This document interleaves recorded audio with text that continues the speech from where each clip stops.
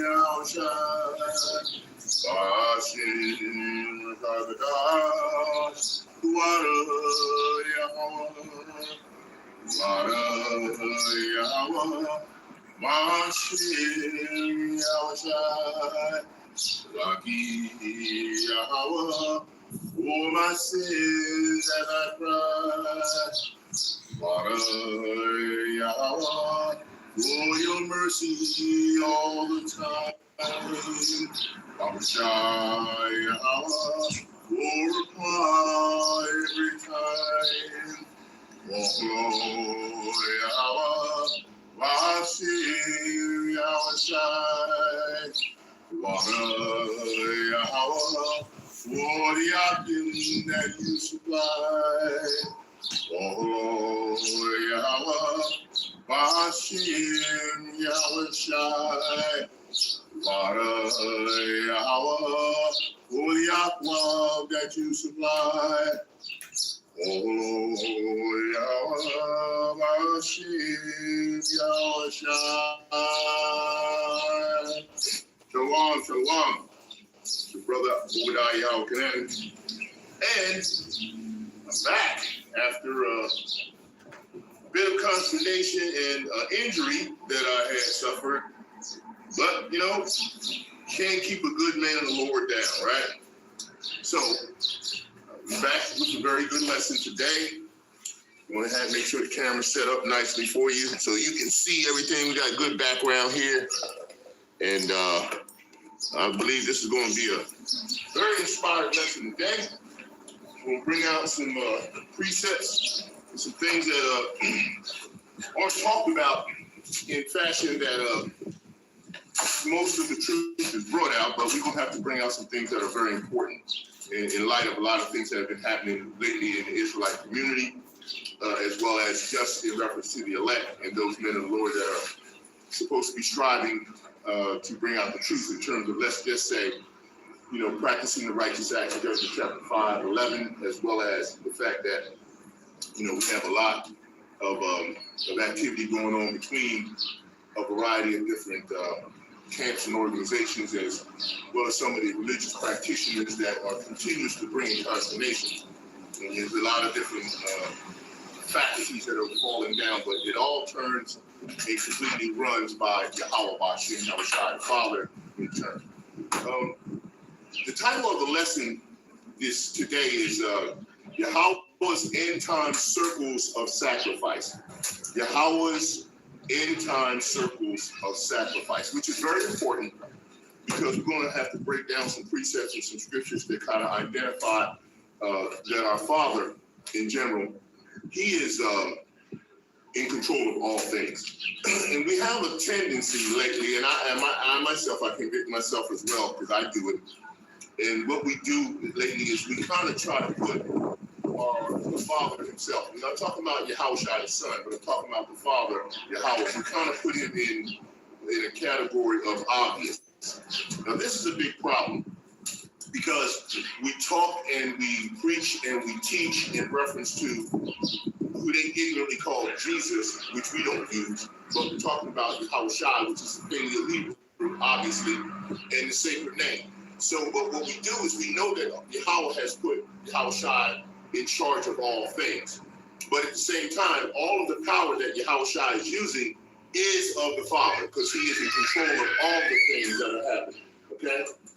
So naturally, we're going to have that kind of a situation, and we have to disseminate the differences and disseminate the process of what's actually happening, because when we get into those categories where we start talking about what's coming down and what's befalling us during the end time in terms of prophecy and things of this nature, we run into a situation where we big up the province and the processes of what Esau Edom's doing. We big up the process and the province of what Jakes are doing and Israelites are doing in general. And we talk about the fact that we know Yahushua is going to levy the judgment of the Father through his hand, through his way, and through the power of the Most High. But we kind of just lend the obvious to, the Father's the one that controls all things. Let me tell you something he's brought to my spirit, to my fruition here. You cannot, and you better not, and you better stop thinking of Yahweh in the obvious category. That is a blasphemous statement that is going to cause major consternation with you in terms of having your spiritual blockage removed. If you continue, and I'm saying any and all of us that are teaching, preaching, and bringing the truth out, if you start taking the Most High Father for granted and putting him in the obvious category when you talk about the things that he has set in motion, the Most High set everything in motion. Everyone and every creation that he has made, including Yahawashi, is operating off of what Yahweh has set in motion. They can't do it with their own power. It's his power. He is the ultimate power that he gave to his son. Don't refer to him as, oh, well, he's obviously the one doing it all. No, that's not giving him the first love that he is demanding that you give him. This is why Yahawashi said, I come in my Father's name. I come to do my Father's will. I can't do nothing unless my Father ordains it and authorizes it. You know this. All of you who teach know this. I can give credit and acclaim and my admiration to the apostles of Great Millstone who have taught their men to bring out the sacred name and stick to it. For the rest of the organizations out there, they are lacking hard. They do not break out the sacred name in the respect that they're supposed to. Our Heavenly Father, Yahweh, has grew up kingdoms and destroyed them because they have not got his name right. He is not a religion. He is not what you think he is. But he is all-powerful and he covers all creation because his creation law stands forever. Got to get this straight. Now, as far as let's getting into the process of dealing with the circles of sacrifice, I'm going to talk to you a little bit about this, and then I'm going into scripture to prove the point in the statements. Sacrifice of circle is important. Why? Why is it a sacrifice of circle? Look at what's happening in the elect community of the Israelites who are teaching the truth. You have a lot of backbiting, back and forth, consternation. Okay, so who's doing it? It's the Most High. He's doing it. Disclaim that he's doing it. Say he's doing it. When the purple black band uniform group went off on the brothers that showed derelict activity in black, you know what we're talking about. When they got together and clashed, the Most High did it. He has predetermined, pre-programmed, and pre-scheduled everybody doing everything. If you complain about the things that are going on at this end time, hear me clearly on this. If you have complaints, if you got gripe, if you think you got beef with the way the Most High is pushing his agenda in terms of what the wickedness has to do in this world, this end time, then you're going against him. Now, yeah, brothers are going to bring out what's happening. They're going to tell you about the judgments, the wrath. That's Isaiah 58:1. You got to cry aloud, spare not. That's your job. But guess what? Guess what your job is not? Don't go against the Most High's programming of what he has done and what he's doing when it comes to everything that's going on. The bug outs, the ones in the truth, not in the truth, the fights that's going on. He's doing it. He authorized it, and he allows it. If you got a problem with that, then you got a problem with the Most High. And if you got a problem with the Most High, your arms are too short to box with Yahweh. Trust me, that ain't going to work for you. You need to focus. Get in line. Everything he says he's going to do, everything he said he is going to do and has done, he is going to do it. And no one, nothing is going to stop it. Yahawashi is not going to stop it. None of the angels are going to stop it. None of the prophets are going to stop it. None of the men of the Lord are going to stop it. You can cry, moan, complain, bitch, whine, whatever you want to do. But you best believe the Most High controls it all. And you better start exclaiming he's doing it and proclaiming he's doing it. Because you're coming down to the window, hourglass of time that he set forth in prophecy is becoming extremely short to the nth degree. And like I said before about the CBDC, okay? Central Bank Digital Currency. Listen up and understand. These are the solutions. These are the formulas that are going to go inside the MOTB. They're going to go inside. It's the fuel, the mechanism that goes in the mechanism. It's the fuel, the system that goes into the mechanism that's the size of rice.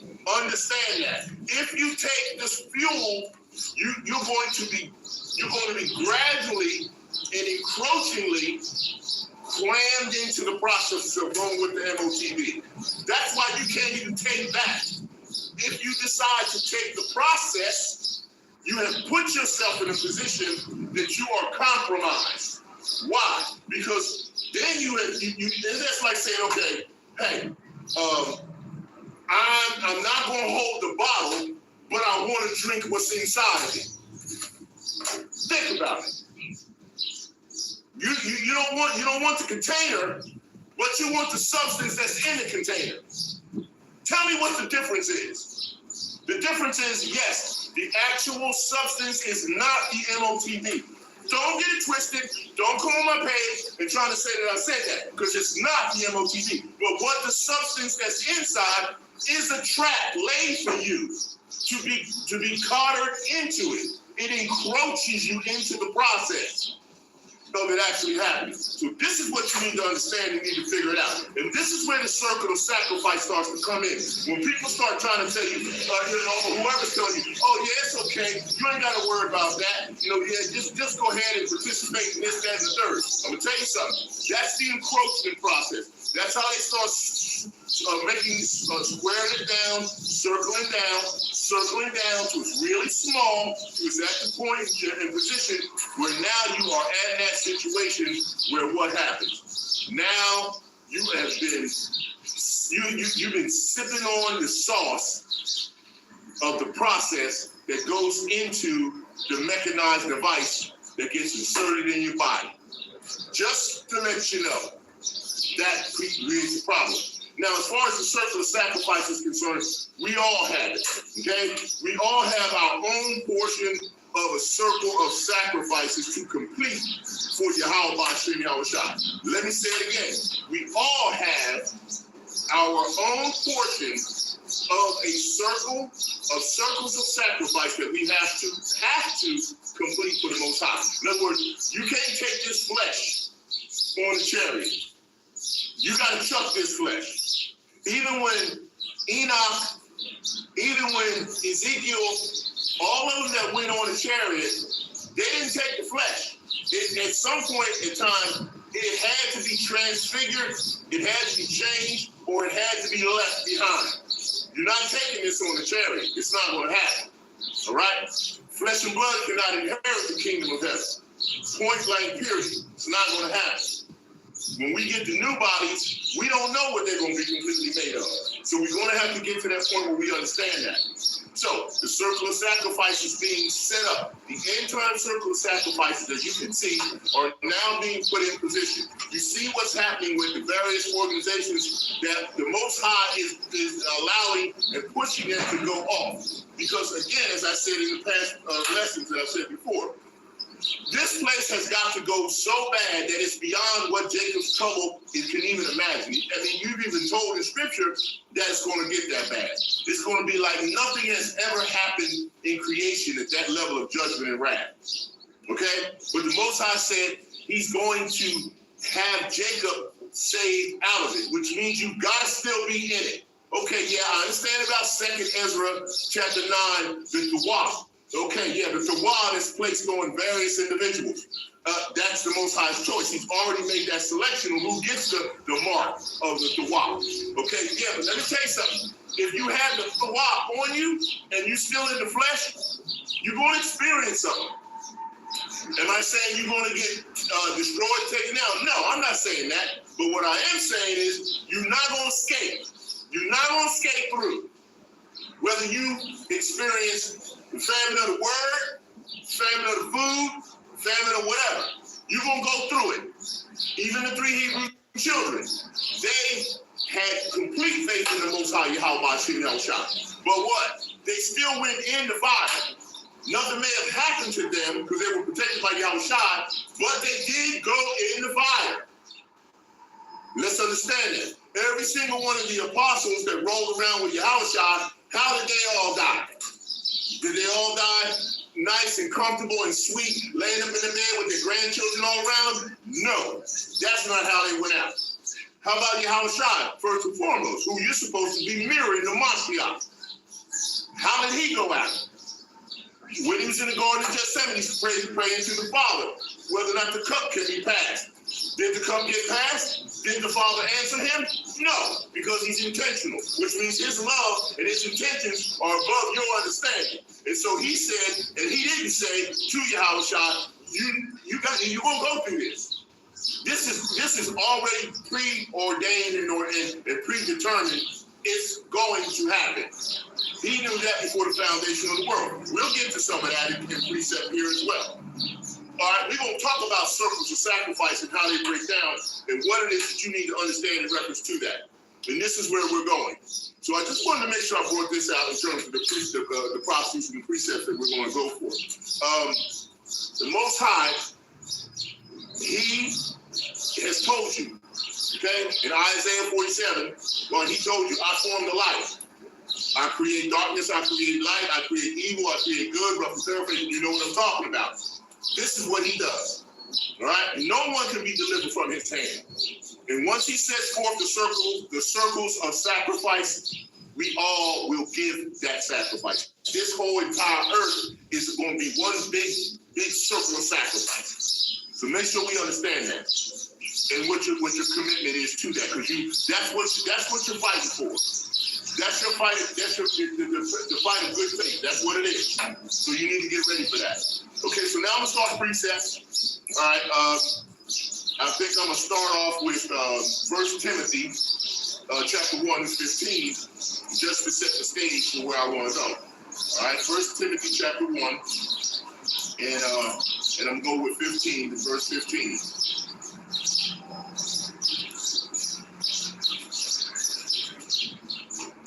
All right. Y'all with me? All right. And it reads, this is a faithful saying and worthy of all acceptation that Yahushua came into the world to save sinners, of whom I am chief. Now, that's why I always convict myself first. And that's what's important, and that's what's appropriate. And we need to understand that and make sure we clearly understand that. Shalaki, I had a little issue here pop up. And you know how people like to call at the wrong time.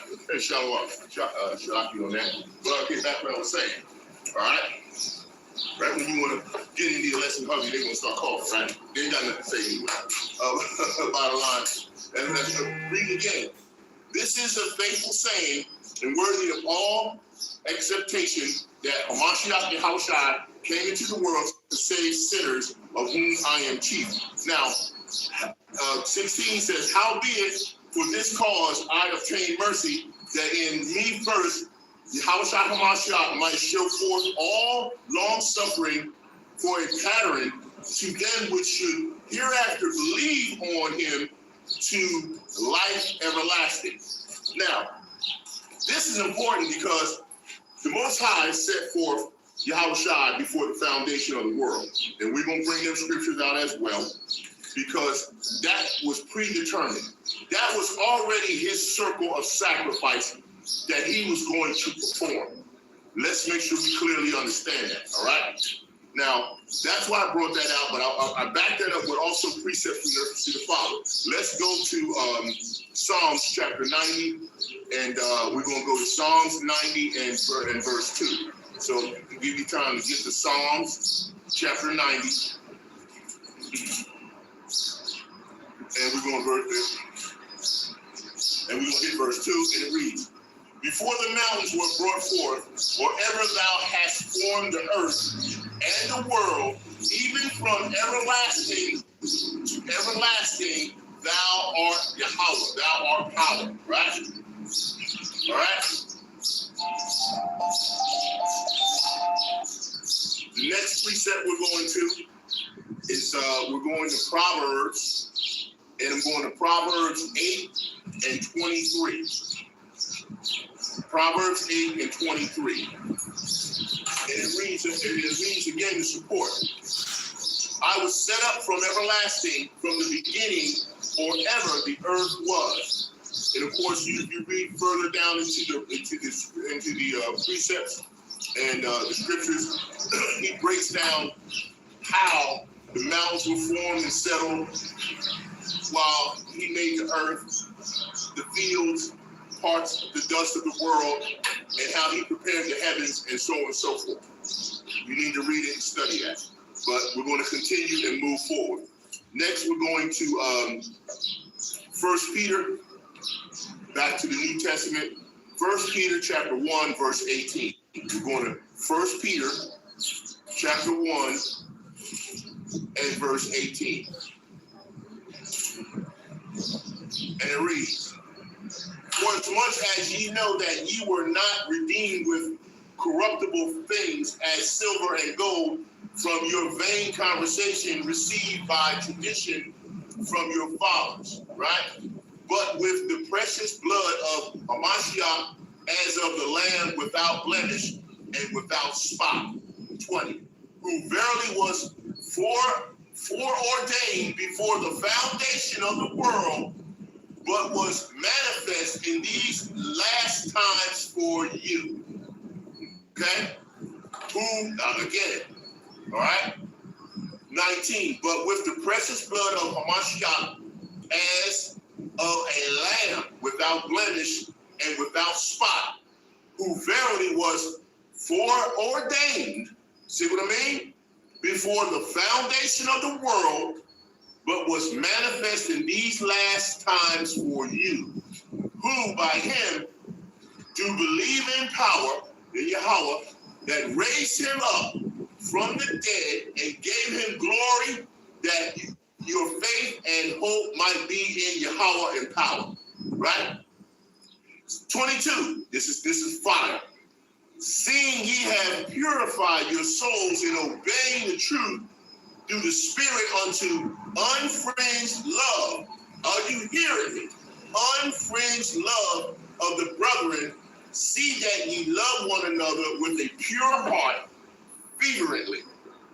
Okay? Now, why is that important? Seeing ye have purified your souls. This is a process of the sacrifice, the circle of sacrifice that's going to be set in motion. You have to look at it as you are going to be purified through this circle of sacrifice. That's why I took you to 1 Peter chapter 1, starting at 18 through 22, because you needed to hear that, all right? That was most important. I'll repeat it again. 1 Peter chapter 1, starting at 18, all right? I sometimes go above or below that precept, but 18 is what the Spirit gave me. And it reads, for as much as ye know that ye were not redeemed with corruptible things as silver and gold from your vain conversation received by tradition from your fathers, but with the precious blood of Hamashiach, as of a lamb without blemish and without spot. But he still gave up the circle of sacrifice, and it reads, who verily was foreordained before the foundation of the world, but was manifest in these last times for you, Israelite elect men of the Lord, and those that qualify under that covering from those men of the Lord. If you understand that you need to stop thinking of the Most High Father as obvious. Don't say he's just obvious in control. Who the hell do you think you are saying that? You're blaspheming him when you call him obvious. You give him his right, deserving praise, worship, and prayer, and then you make sure that you validate everything through Yahawashi Hamashiach. That's why Yahawashi said you pray in his name to the Father. But don't you disregard who really controls everything. Who verily was foreordained before the foundation of the world, but was manifest in these last times for you. Who is it that foreordained Yahushua? Who is it that formed him? Who is it that made him? You need to understand, the Most High is not playing anymore. Give him his love at the top. Even Yahushua told you that in the book of Revelation, when he talked in the 7 churches of Asia, when he talked about Smyrna, 2:9 and 3:9, in Philadelphia. He said that they were doing okay because they didn't forget their first love, which is the Most High, which is the first commandment. What are y'all doing? 21, who by him do believe in Yahweh, do believe in power, that raised him up from the dead. Did he raise himself up? No, the Most High raised him up. Get a clue. And gave him glory. Who gave him power? The Father did. Whose power is it? Is it Yahushua's power or is it the Father's power? Understand the circle of sacrifice here. It's the Father's power. Gave him glory that your faith and hope might be in Yahweh. Who by him do believe, as it said. 22.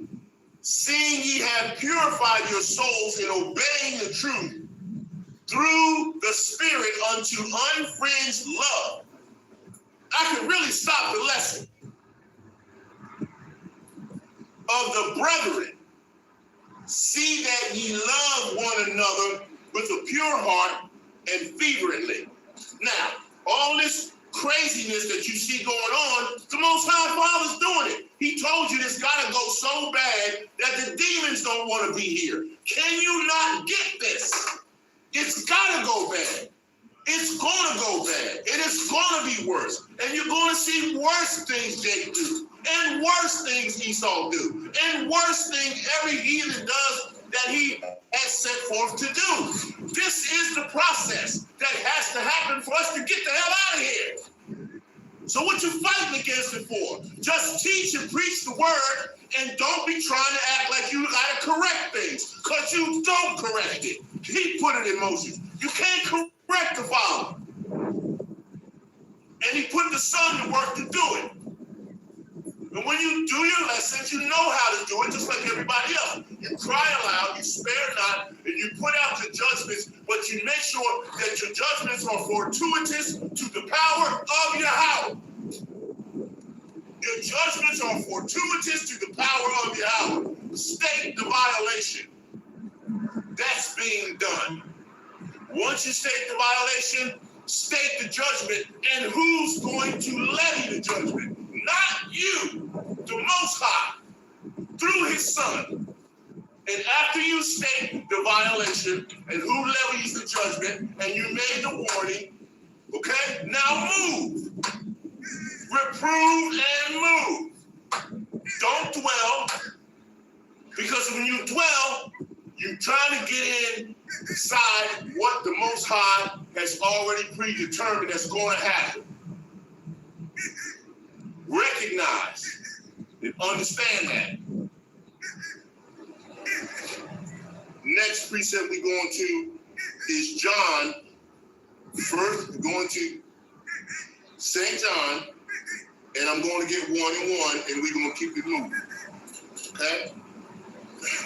I mean, I know I get passionate on this. You're going to have to forgive me. This is just the nature of how he put it in me, and I go that, and I'm going that way.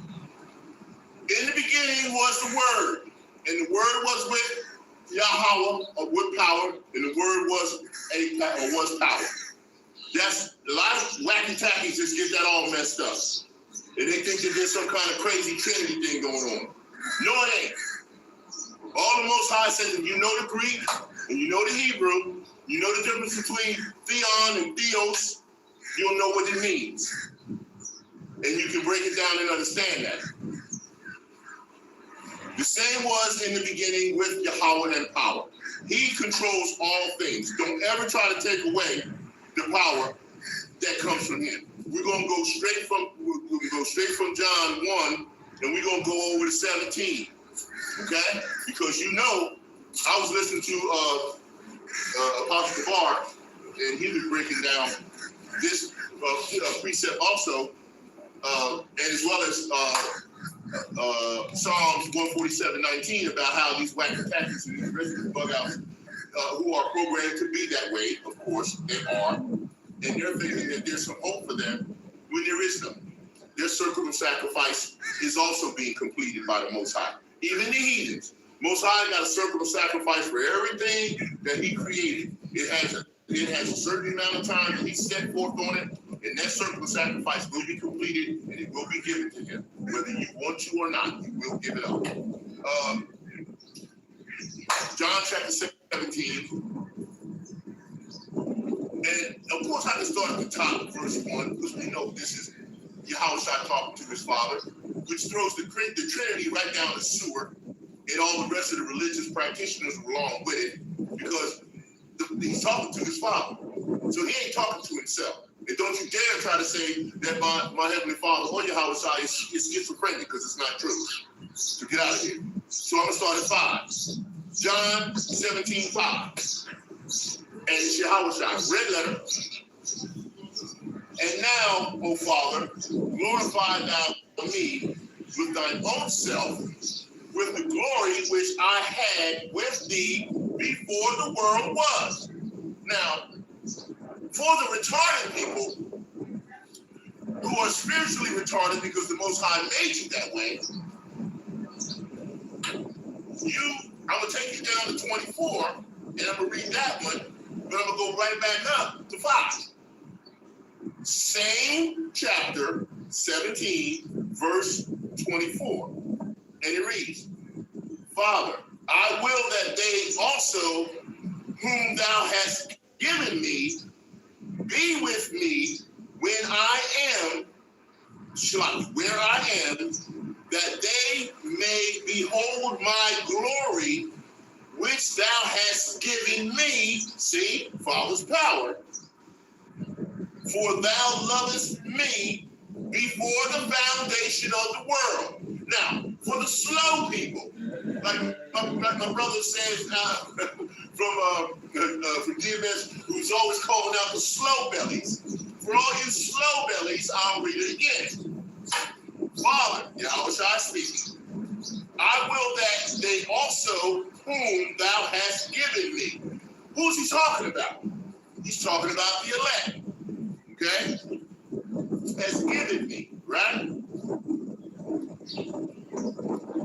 Be with me where I am, that they may behold my glory. In other words, show them that you gave me the power. Okay? Then behold my glory, which thou hast given me, semicolon, for thou lovest me before the foundation of the world. See, now you say, well, if he loved him before the foundation of the world, why did he send it forth as a sacrifice like that? That's what I was explaining to you before about Yahweh's an intentional power. He's an intentional God, which means he has a level of understanding and love that you don't comprehend. Why do I say that? Because this is why you go about complaining and bugging out when he's doing this with the bug outs to get us to the end.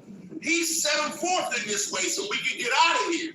So if you don't understand his intention, how he's intentional, because he's intentional to do this, and he's done it with all of these creations that he has, and that's a love, a higher love understanding that you may not understand. And that's why when you see babies and different types of spirit and souls pass through here quickly, sometimes under severe situations, you don't understand his intention. His intention is beyond your understanding. So his intention is beyond your comprehension. And when you can't see it, you don't understand that level of love. And that's why when he said that, it's what you need to understand about how Yahawashi was set forth to do this before the foundation of the world. That's why he said, For thou lovest me before the foundation of the world. But he's still setting forth as a circle of sacrifice. So make sure we understand that. Okay, next we're going to go, we're going to stay in the New Testament. I'm going to go to Hebrews. I got Hebrews 5. So go with me to Hebrews chapter 5. And we're going to we're going to go verse 1 through, we're going to read a little bit of that. Just go with me starting at 1. For every high priest taken from among men is ordained for men in things pertaining to power and to Yahawah, that he may offer both gifts and sacrifices for sin. Who have compassion on the ignorant and on them that are out of the way, for that he himself also is compassed with infirmity. So we're talking obviously about the bringing forth of Yahawashi, who has engulfed the priesthood through his majesty on into his kingship, which will soon be allocated by the Most High. So you understand that even during that priesthood period of time, they had to look at offerings, both gifts and sacrifices for sin. Now that Yahawashi has covered that, we know what our amenities are there. And by reason hereof, he ought, as for the people, so also for himself to offer for sins. And no man taketh his honor unto himself, but he that is called of Yahawah, as was Aaron. Again, no man taketh this honor unto himself, because he that is called of Yahawah was as was Aaron. And why I said that, because first of all honors go to the Most High Yahawah by his Yahweh. Nowhere else. They all go to the Most High. Because if you take any glory from him, then you're not showing him that his love is above everything with you. And that's what's important. 5. So also, Hamashiach glorified not himself. Hello? Hamashiach glorified not himself. Okay? He glorified not himself to be made an high priest, but he that said unto him, Thou art my son, today have I begotten thee. 6. As he saith also in another place, Thou art a priest forever after the order of Melchizedek. All right? 7. And we know the Melchizedek, Melcha meaning king, Zedek meaning the priesthood of the Zadok, blending it together in Hebrew. Who 7, who in the days of his flesh, when he had offered up prayers, supplication, with strong crying and tears, unto him that was able to save him from death, and was heard in that he feared. Now, let me get here for a minute, because see, this validates what the Most High told me in reference to. We have to give up praise, worship, and prayer.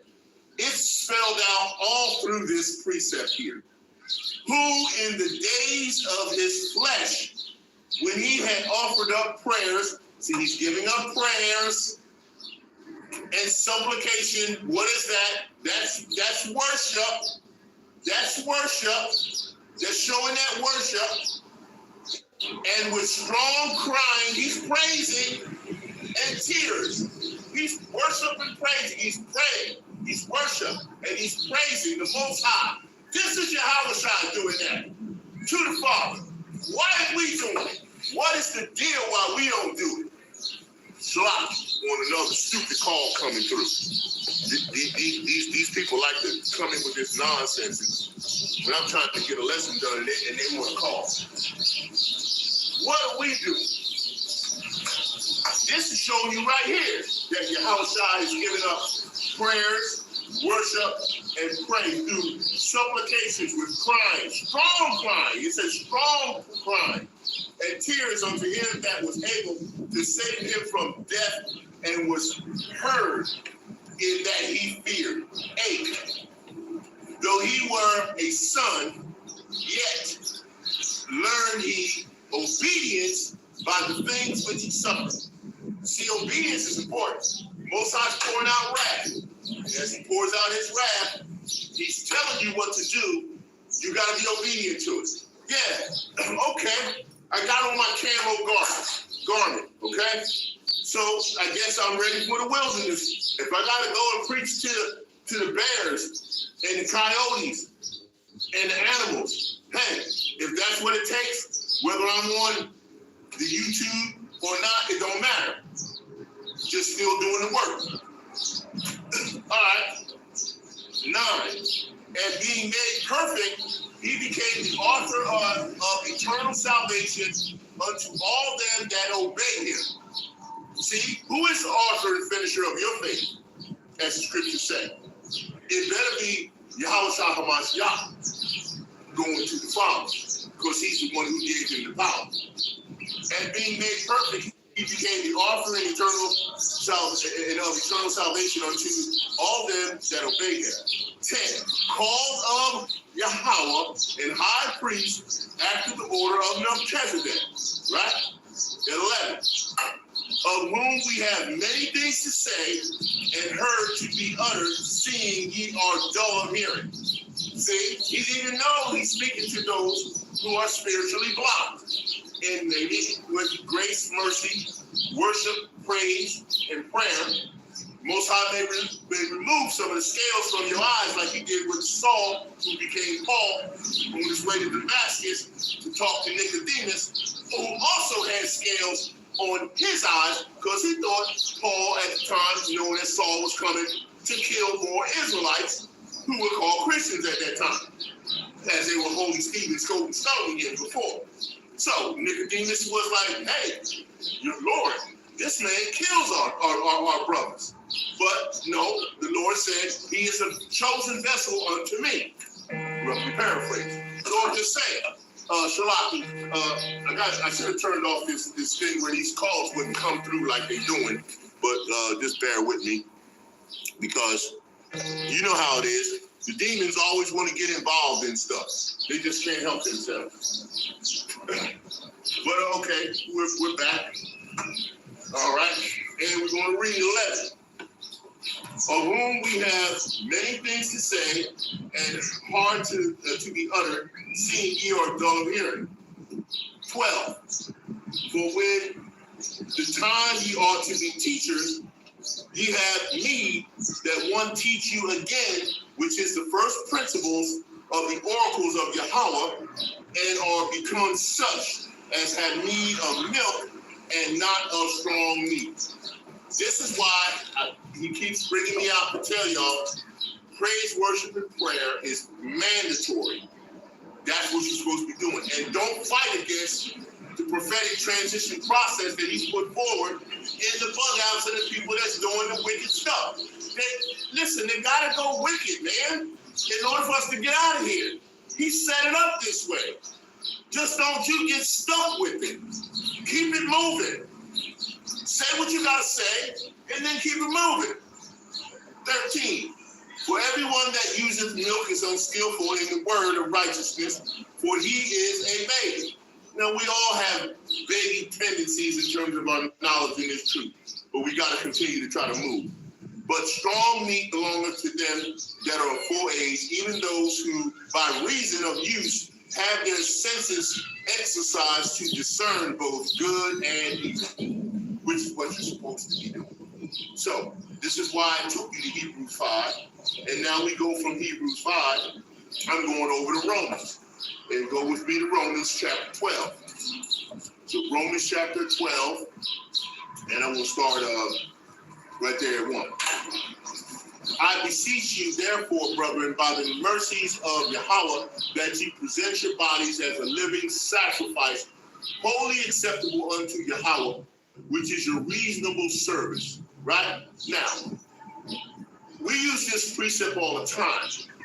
We use it for men to get out on the highways and byways, to get out amongst the public, to get out and do what you have to do to get the word done, and look at your don't look at your flesh, look at your spirit, and present yourself in this way.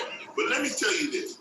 If you're doing this work and you're out doing it in any capacity, the Most High programs you to do this. So you are already in that frame of mind, in that realm of of presenting your body as a living sacrifice, which is reasonable to him, but he's always looking for those that will go beyond reason, because that's intentional and he wants you to be that way.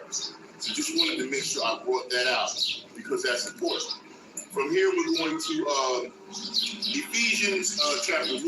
So go into Ephesians 1, and I'm going 4 and 6. Ephesians chapter 1, and we're going to read 4 through 6.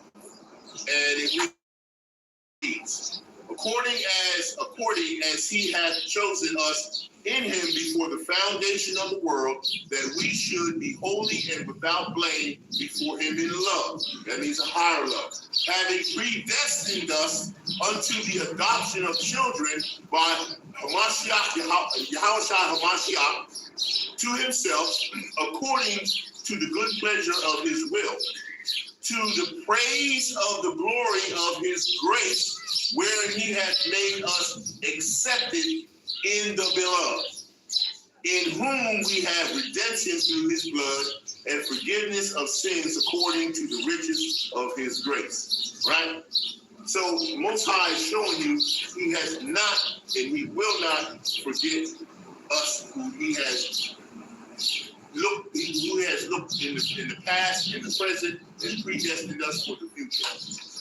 1 Kings chapter 3 is where we're going next. Okay? 1 Kings chapter 3. Right?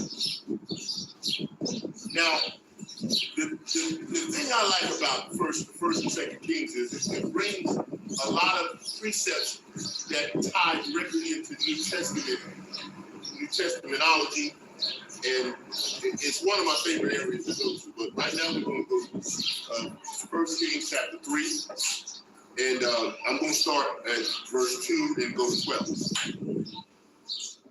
1 Kings chapter 3, and it reads in verse 2. Only the people sacrificed in high places, because there was no house built unto the name of Yahawah until those days. And Solomon loved Yahawah, walking in the statutes of David his father. Only he sacrificed and burnt incense in high places. And the king went to Gideon to sacrifice there, for that was the great high place. 1,000 burnt offerings did Solomon offer upon the altar. In Gideon, the Lord Yahawah appeared to Solomon in a dream by night, and Yahawah said, ask what I shall give thee. Solomon's prayer, right? And Solomon said, thou hast showed unto thy servant David my father great mercy, according to as he walked before thee in truth and in righteousness and in uprightness of heart with thee. And thou hast kept for him this great kindness, that thou hast given him a son to sit on his throne, Yahushua in the spirit, right, as well, as it is this day. 7. And now, O Yahawah, my power, thou hast made thy servant king instead of David, my father, and I am but a little child. I know not how to go out or come in. Right? Just tell me, Most High is in control of all things. Right? Even Solomon, the greatest that you can imagine, didn't know how to go out and come in without the Most High. 8. And thy servant is in the midst of all thy people, which thou hast chosen, a great people that cannot be numbered nor counted for multitude. 9. Give therefore thy servant an understanding heart to judge thy people, that I may discern. For who is able to judge this thy people? Now, see, this is a sacrifice that he gave, that he asked for. He didn't ask for the riches and everything. He didn't ask for all the women he had. He didn't ask for any of all that. He didn't ask for eternal life. He asked for the wisdom to manage the process of predestination that was in these people who were the chosen people of the Most High. This is what he asked. This is a sacrifice in itself to ask for something of that nature. All right? And Yahawah's answer was, and the speech pleased the Lord that Solomon had asked this thing. And Yahweh said unto him, because thou hast asked this thing, and hast not asked for thyself long life, neither hast thou asked riches, right? Neither hast thou asked riches for thyself, nor hast asked the life of thine enemies, but hast asked for thyself understanding to discern judgment. 12. Behold, I have done according to thy words. Lo, I have given thee a wise and an understanding heart, so that there was none like thee before thee, neither after thee shall any arise like unto thee. Now, if you can't see that this is Hamashiach, Yahawashi, in the spirit of Solomon, then you just don't know this truth. And maybe you're blocked from this and you're not going to get it, right? All right? And so, 13, I'll give you that one, then I'll move. And I have also given thee that which thou hast not asked, both riches and honor, so that there shall not be any among the kings like unto thee all thy days. Right? So this was his circle of sacrifice that Solomon went through, and he asked the Most High Yahweh for what? Through the Lord, through Yahawashi, the understanding heart and the wisdom. And that in itself is a major sacrifice that a lot of us can't even accomplish. Because what do we have to? The money, the power, all of the other things that don't have anything to do with the Most High and reaching him in the way that we should. Right? All right. Now I'm going to stay in, ain't going to be much longer, but I'm going to stay in Samuel. in Old Testament right now. I'm going to Samuel, and probably 5 verse 2, so we got a few coming up. 1 Samuel chapter 15. So go with me to 1 Samuel chapter 15. We're going to go there next. Like I said, I got certain precepts that the Most High gave me that I got to stick with. So y'all going to have to bear with me as best you can. All right, 1 Samuel chapter 15. And I'm going with verse 22. And it reads, and Samuel said, hath Yahweh as great delight in burnt offerings and sacrifices as in obeying the voice of Yahweh? Question. Behold, to obey is better than sacrifice, and to hearken than the fat of rams. So see the Most High saying he's looking for your obedience and to follow his directions. And if he says to you, go preach for 120 years, Noah, and then while you're doing that, still get the ark built. Do the directing. Don't just preach. Do something. Don't get it twisted. Proverbs, next, 21 and 3. So go with me to Proverbs 21 and going with 3. To do justice and judgment is more acceptable to Yahweh than sacrifice.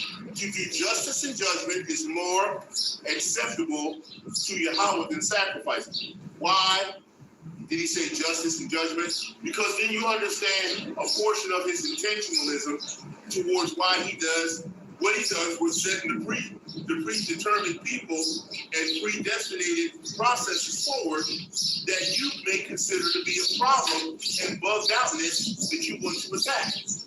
You don't have to attack it. You're going to attack the Most High's process. He's already set them up to do this. You can't stop it. All right, that was Proverbs. Next, we're going to Psalms. And I'm going to Psalms 89. So go with me to Psalms 89. And I'm going to read 30 to 37. And it reads, if his children forsake my laws and walk not in my judgments, right? If they break my statutes and keep not my commandments, 32, then will I visit their transgressions with the rod and their iniquity with stripes. Right? 33. Nevertheless, my loving kindness will I not utterly take from him, nor suffer my faithfulness to fail. 34. My covenant will I not break, nor alter the thing that is gone out of my lips. I was telling you through Yahushua. 35. Once I have sworn by my holiness that I will not lie unto David. 36. His seed shall endure forever, and his throne as the sun before me. His seed endure forever. Don't mention no other heathens and no other Hebrews that aren't chosen, like Edomites. Only the seed through Jacob, who became Israel. 37. It shall be established forever as the moon and as a faithful witness in heaven, Selah. Right? And while I'm here, I'm going to jump over to 40, say Psalms 40. And because he gave me something there, I want to pull that out. And I'm starting 6. Psalms chapter 40, verse 6. Sacrifice and offering thou didst not desire. Mine ears have thou opened. Burnt offering and sin offering hast thou not required. Right? Then saith I, lo, I come in the volume of the book. It is written of me, Yahushua, I delight to do thy will, O my power, O my Father, O Yahweh. Yea, thy law is within my heart. Right? Most High is showing you that Yahushua has to do his Father's will. That's why I brought that. Right? Psalms 51. Go there, 16 through 18. Psalms 51. Precepts starting at 16 through 18. I haven't read the whole thing, but I'm going to just give you this because I got more to cover. Okay? And that reads, for thou desirest not sacrifice, else would I give it. Thou delightest not in burnt offerings. The sacrifices of Yahweh are a broken spirit, a broken and contrite heart. O Yahweh, thou wilt not despise. 18. Do good in thy good pleasure unto Zion. Build thou the walls of Jerusalem. 19. Then shalt thou be pleased with the sacrifices of righteousness, with burnt offerings and whole burnt offerings. Then shall they offer bullocks upon the altar. The reason why I read that one is because this whole entire earth is going to be one big sacrifice for the Most High in totality at end. We're going to go to 119 now in Psalms, and I'm going to bring you 34 through 35. Psalms 119, starting at 34, 35. Give me understanding, and I shall keep thy law. Yea, I shall observe it with my whole heart. Make me to go in the path of thy commandments, for therein do I delight. 36. Okay? God, incline my heart unto thy testimonies, and not to covetousness. 37. Turn away mine eyes from beholding vanity, and quicken thou me in thy way. Establish my word unto thy servant who is devoted to thy fear. Turn away my reproach, which I fear, for thy judgments are good. Behold, I have longed after thy precepts. Quicken me in thy righteousness. Vow, let thy mercies come also unto me, O Yahweh, even thy salvation according to thy word. And then the last two I got is, so shall I have wherewith and answer him that reproacheth me, for I trust in thy word, and take not the word of truth utterly out of my mouth. for I have hope in thy judgments. I wanted to make sure I got that one. That was Psalm 119. Now I'm going to Isaiah 41:10. You all know this one pretty much. This is, of course, one of the favorites that we always do. Isaiah 41:10. And it reads, Fear thou not, for I am with thee. Be not dismayed, for I am thy power. I will strengthen thee, yea, I will help thee, yea, I will uphold thee with my right hand of my righteousness, who is YAHAWAH'S. And that's what we're counting on to be our Savior and through the Most High. Next, I'm going to 58, Psalms 58 and 11. So, Isaiah 58:11. They're just like Isaiah 58:1, but I'm going to Isaiah 58:11, right? So bear with me, go with me in 11, and it reads, And Yahweh shall guide thee continually and satisfy thy soul in drought and make fat thy bones, and thou shalt be like a watered garden and like a spring of water whose waters fail not, right? And that's what we're looking forward to. So if we have to be driven out of the cities and we have to go to the wilderness or whatever we're going to do, we have to take in consideration that he's going to cover you for obedience sake and for election. The election and obedience sake, you will be covered. Okay? And this we have to remember, because a lot of times we get focused, but the focus is partial. And you need all of the focus, not just some of it, right? Okay, so, all right, where am I going next?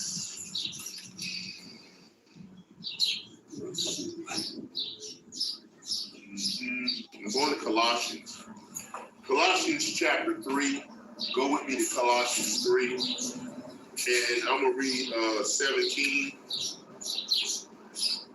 And it reads, And whatsoever ye do in word or deed, do all in the name of YAHAWAH'S, Hamashiach, giving thanks to Yahweh and giving thanks to power and the Father by him. Read it again. And whatsoever ye do in word or deed, do all in the name of the Lord YAHWAH'S, giving thanks to power, that's the Father, and the Father by him, right? So that's what we had to do there. And we're getting ready to close out here the lesson.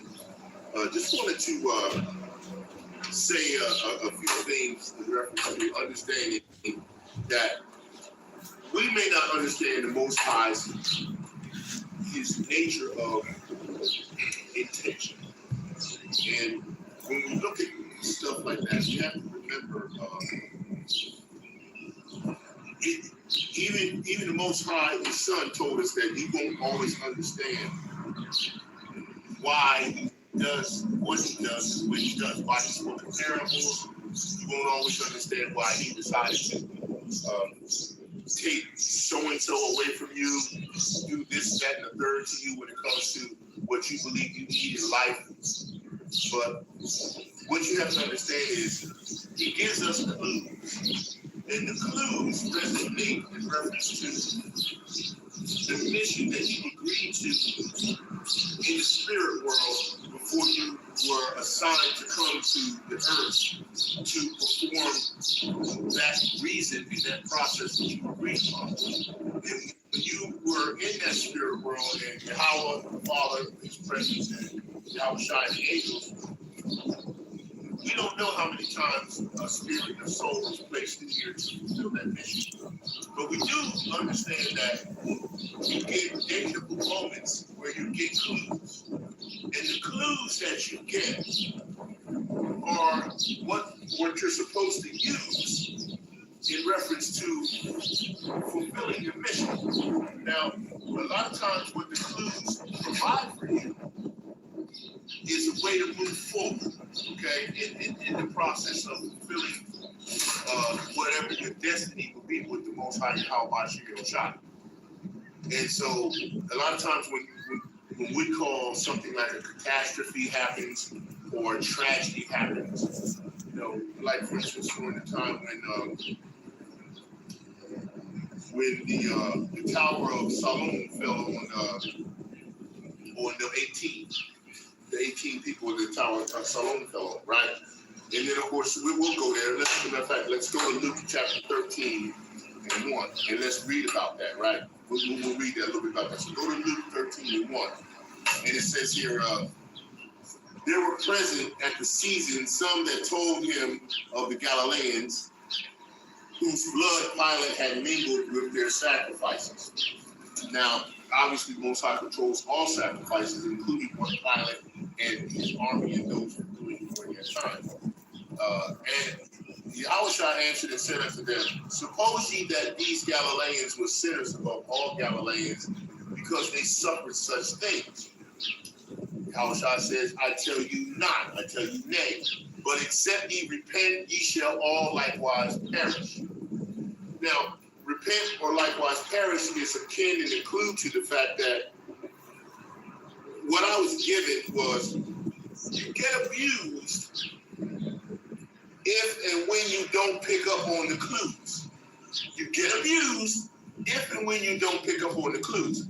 You get these clues from YAHAWAH'S of the mission and the process that you came here for, however many times your spirit came here in the flesh, right? And you got to pick up on the clues. That keeps you on track to finish your mission. Sometimes it's an unction to cross the street when there's danger that you shouldn't pass through. Other times it's a deja vu moment where you think in terms of you've been there before, done that, met that person, and so on and so forth. Well, these are clues that you get from that meeting you had that was wiped from your memory. So now you're here to fulfill the mission, and he needs to get you back on track. When you don't pick up on the clues, a lot of times what happens is you end up getting confused. And so when we get confused, what you have is when you're trying to mirror the Mashiach, right? You know, to do like the Mashiach, right? But if the mirror of the Mashiach that you're trying to imitate and be part of gets muddied up, then you can't see the mirror real clear. So you got a muddied up mirror, right? So you try to clean it, right? With your distorted doctrines. But you smear the mirror with your distorted doctrines. You don't clean it, and you don't clear it, right? And you still can't see to grow forward. How can you see to grow forward if the mirror is smeared? You can't mirror the Mashiach if you can't see clear enough. And that has akin to being spiritually blocked in areas. But okay, finish reading about the Tower of Siloam and what happened. He said, I tell you nay, but except you repent and you shall likewise perish. For those 18 upon whom the tower in Siloam fell and slew them, think ye that they were sinners above all men that dwelt in Jerusalem? Question. I tell you nay, but except ye repent, ye shall likewise perish. 6.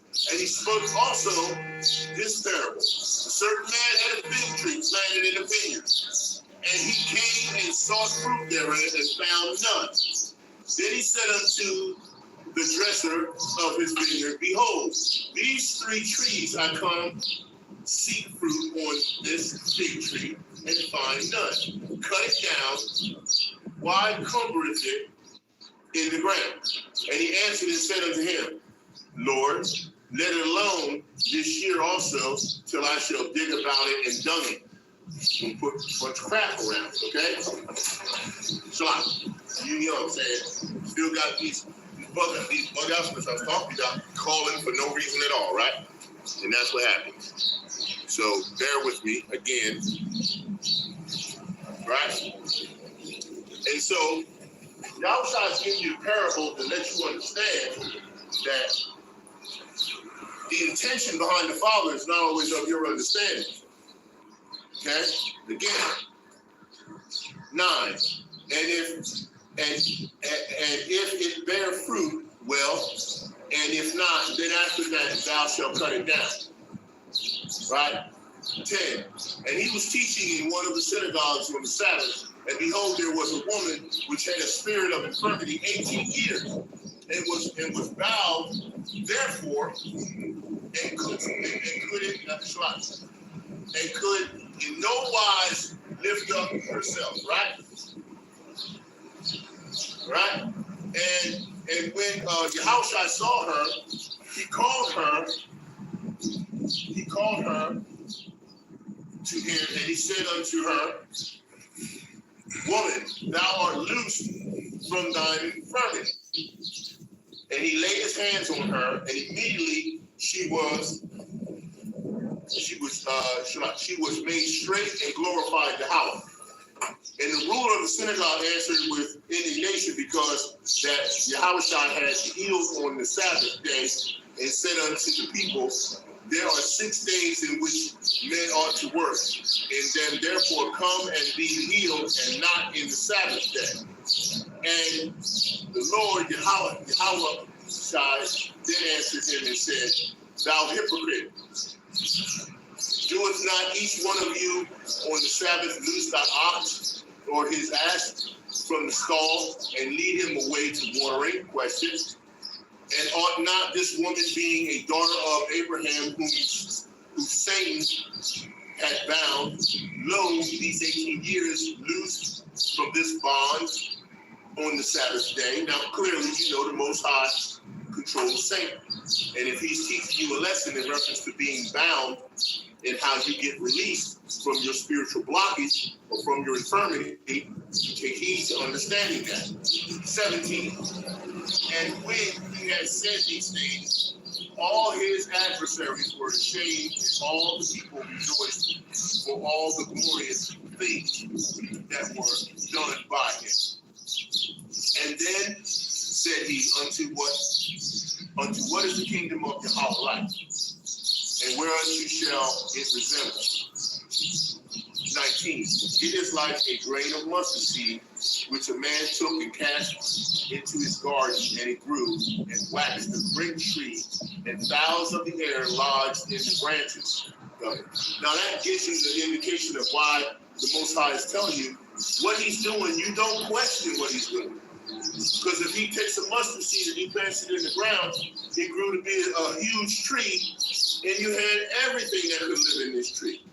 Well, he's showing you he's doing the same thing with everything that's being predestinated at this point in time. That he's allowing the tree to grow at a level where all things will be covered and taken care of. 20. And again he said, whereunto shall I liken the kingdom of Yahweh? And it is like leaven, which a woman took and hid 3 measures of meal till the whole was left. Right? And he went through the cities and the villages, teaching and journeying towards Jerusalem. Then said one unto him, Lord, are there few that be saved? Question. And he said unto them, strive to enter in at the straight gate. For many, I say unto you, will seek to enter in and shall not be able.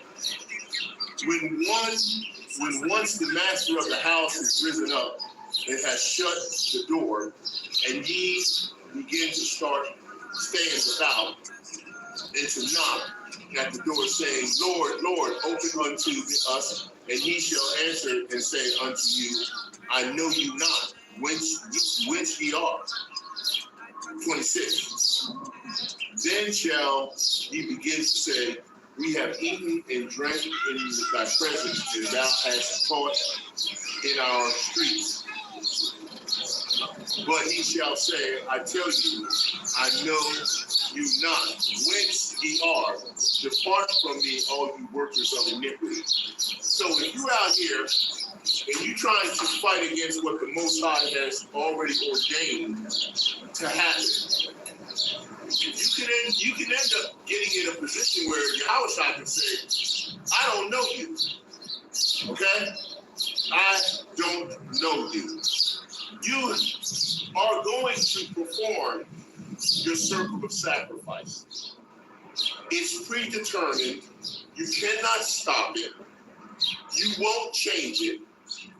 You gotta go on board with it.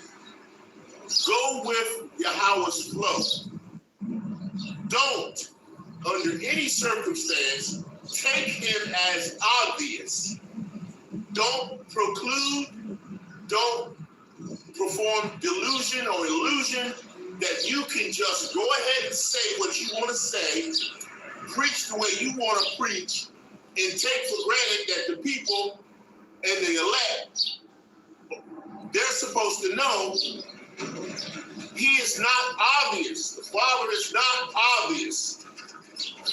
You give him his praise, his worship, and his prayer.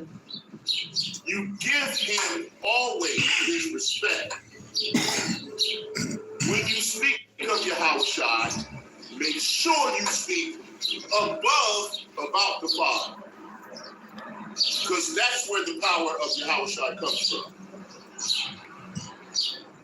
If you do that, then you'll understand the praise, worship, and prayer of the sacred name of both the Father and the Son.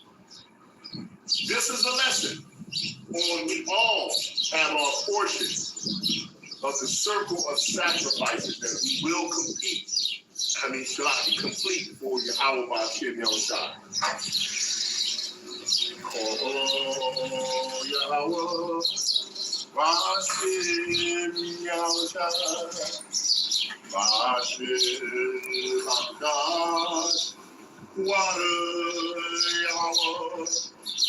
Water, Yahawah, Vashiv Yahushua, Laki Yahawah, Vashiv Yahushua, Oh Yahawah, Vashiv Yahushua, Water, Yahawah.